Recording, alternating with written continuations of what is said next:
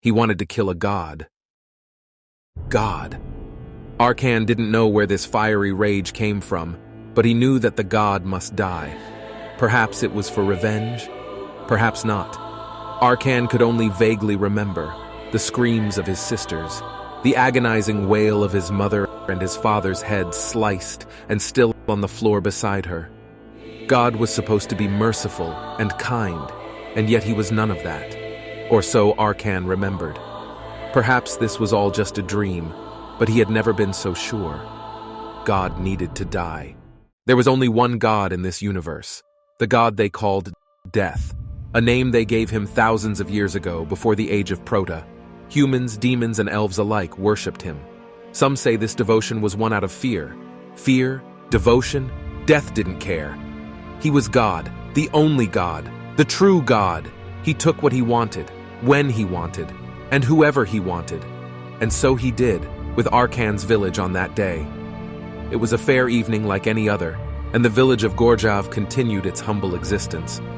That was until the skies darkened, and the world cowered in its grumblings. Death had arrived. Death fed on souls.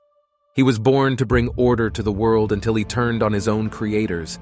He killed each one of the Prótas, the first gods, proclaiming himself the one true God.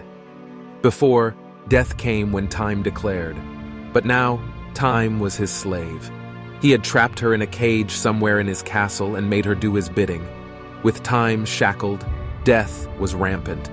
Thousands died, regardless of age, sickness, or injury, and the world was nothing but a quiet, haunting illusion. Death rarely came himself.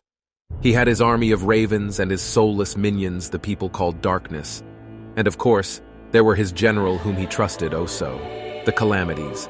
They did all of Death's work, and so when Death himself appeared at the hill crest of the Gorjav village, fear isn't a heavy enough word to show how the people there felt. They rushed to their homes and hid behind their doors. They would have prayed if it wasn't their God who was there to take their lives. And so they hid, clutching their frail hopes. And then the inevitable happened. With every step Death took towards the village, fire, blood, and screams began.